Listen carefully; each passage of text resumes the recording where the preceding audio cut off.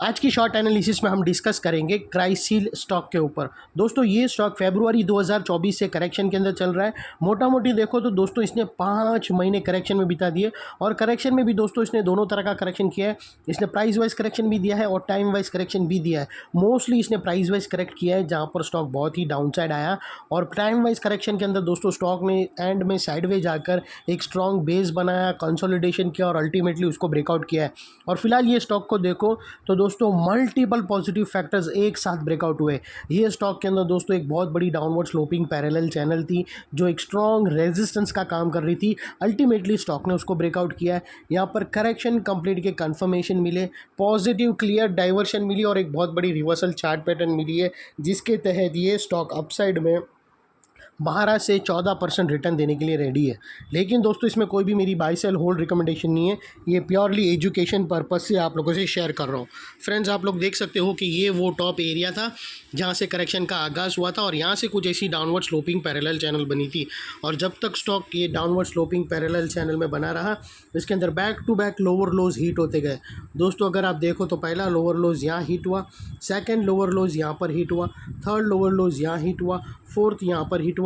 और जैसे ही दोस्तों ये downward sloping parallel channel upside में ब्रेकआउट हुई, इसने मल्टीपल हायर हाइज को एक साथ ब्रेक करके उसके above high volume sustain closing देकर कंफर्म कर दिया करेक्शन इज़ कंप्लीटेड। यहाँ पर दो बड़ी चीज़ एक साथ हमें मिली दोस्तों। पहला तो इसने डाउनवर्ड स्लोपिंग पैरेलल चैनल को अपसाइड में ब्रेक किया, जिसके वजह से जो कंटिन्यू गिरावट चल रही थी पिछले 5 महीने से डाउन साइड, वो अल्टीमेटली स्टॉप हो गई। और सेकेंडली दोस्तों इसके अंदर जो back to back lower lows hit होने की चेंज कंटिन्यू थी, वो भी टूट गई, वो भी स्टॉप हो गई और उसके अगेंस्ट में फर्स्ट हायर हाइज रजिस्टर्ड हुआ, जो हमें कंफर्म करता है कि स्टॉक के अंदर बॉटम लग गई और यहाँ से करेक्शन कंप्लीट हो चुका है। और सेकेंडली दोस्तों देख लेते हैं डाइवर्शन का पार्ट। तो अगर मैं आप लोगों को दोस्तों RSI डालकर दिखाऊं तो यहाँ पर क्लियर डाइवर्शन मिलता है हमें। दोस्तों अगर आप RSI के लोअर लोज को कंपेयर करो प्राइस एक्शन के लोअर लो से, तो यहाँ पर क्लियर कट पॉजिटिव डाइवर्शन मिलता है। दोस्तों जो प्राइस एक्शन के लोअर लोज है वो डाउन साइड में टिल्ट हुए, वही आप RSI के लोअर लोज देखो तो वो अप साइड में टिल्ट हुए और यहाँ से ब्रेकआउट हो चुका है दोस्तों, जो हमें कंफर्म करता है अपसाइड मोमेंटम। दोस्तों पॉजिटिव डाइवर्शन सबसे ज़्यादा विजिबल और क्लियरली विजिबल होता है चार्ट पैटर्न के अंदर, और सबसे ज़्यादा दीवाने लोग होते हैं ये पैटर्न के, वो है पॉजिटिव क्लियर इसमें पॉजिटिव हिडन डाइवर्शन भी आता है। पॉजिटिव हिडन डाइवर्शन में भी 3 तरह के होते हैं और एक क्लियर पॉजिटिव डाइवर्शन। तो ये जो है वो क्लियर पॉजिटिव डाइवर्शन होता है जिसको लोग ज़्यादा ट्रेड करते हैं और इसके वजह से दोस्तों ज़्यादा अपसाइड मूवमेंट की पूरी आशंका है, और जो स्टॉक को अपसाइड मोमेंटम भी पंप करेंगे और ज़बरदस्त शॉर्ट कवरिंग की भी आशंका है। और दोस्तों देख लेते हैं यहाँ पर चार्ट पैटर्न की। तो दोस्तों हमें यहाँ पर बेहतरीन रिवर्सल चार्ट पैटर्न मिली है। दोस्तों अगर मैं आप लोगों को बता दूं तो यहाँ से हमें क्लियर कट एक राउंडिंग बॉटम मिली है एग्जैक्टली। अगर आप देखो तो दोस्तों ये हमारी राउंडिंग बॉटम है जिसकी नेकलाइन निकल कर आती है समवेयर,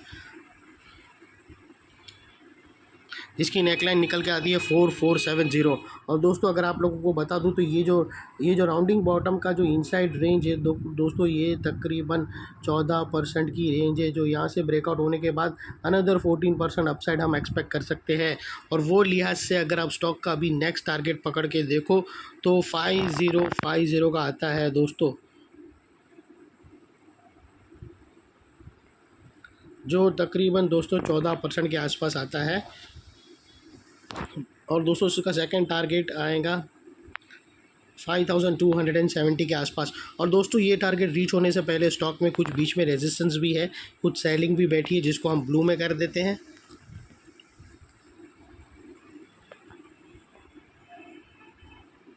यहाँ पर भी ऑलरेडी रेजिस्टेंस फेस किया लेकिन उसके ऊपर क्लोज नहीं किया, तो वो क्लोज अनिवार्य है। और दोस्तों अगर आपको स्टॉप लॉस रखना हो तो यहाँ पर एक लोअर स्विंग है, वो बेटर रहेगा स्टॉप लॉस के लिए। और आप अपने एडवाइज़र को पूछकर ब्रेकआउट कैंडल के लो के नीचे भी रख सकते हो, तो भी कोई प्रॉब्लम नहीं है। और इनकेस आपकी जो एंट्री है ब्रेकआउट कैंडल के पास हुई क्लोजिंग के पास, तो वो लिहाज से रिस्क टू रिवॉर्ड रेशियो देखो तो आपका रिस्क का एरिया इतना है और रिवॉर्ड का एरिया दोस्तों इतना बड़ा है। ये ऑलमोस्ट 1:2 का रिस्क टू रिवॉर्ड रेशियो है। जो एकदम ही फेवरेबल है। और सेकेंडली दोस्तों, आप लोगों को और एक चीज़ बता दूँ, ये जो नेकलाइन के पास वाला एरिया है वो बहुत ही इंपॉर्टेंट एरिया है, क्योंकि अगर आप देखो तो मल्टीपल पॉजिटिव फैक्टर्स यहाँ पर ही एक्शन में आते हुए मिले। दोस्तों यही एरिया पे हमने एक downward sloping parallel channel upside में ब्रेकआउट होते हुए मिली। यही एरिया पे दोस्तों लोअर लोज हायर हाइज में शिफ्ट हुए। यही एरिया पे दोस्तों हमें clear cut positive diversion RSI के थ्रू मिला। और यही एरिया पे दोस्तों हमें एक बहुत बड़ी reversal chart pattern rounding bottom मिली। तो दोस्तों जो एरिया अभी तक एक स्ट्रॉन्ग रेजिस्टेंस का काम कर रहा था वो अल्टीमेटली स्ट्रॉन्ग सपोर्ट बनकर खड़ा हो चुका है, और इनके स्टॉक अपसाइड गया और वो रेजिस्टेंस फेस करके वापस नेकलाइन को रिटेस्ट करने आया। तो दोस्तों ये एरिया सामने आके एक स्ट्रॉन्ग सपोर्ट का काम करेगा और स्टॉक को अपसाइड में पुश करेगा। और इतने बड़े स्ट्रॉन्ग सपोर्ट के नीचे दोस्तों हमारा स्टॉप लॉस है जो आसानी से हिट नहीं होगा, लेकिन बाय एनी चांस अगर क्लोजिंग बेसिस पे हिट हो गया तो दोस्तों नो इफ नो बट सीधा स्टॉप लॉस देके तुम्हें ट्रेड को क्लोज कर देना चाहिए। ये थी हमारी एनालिसिस। अच्छी लगे तो प्लीज़ मेरी चैनल को लाइक शेयर सब्सक्राइब करना और अपने फैमिली फ्रेंड्स रिलेटिव को ज़रूर शेयर करना। Thank you.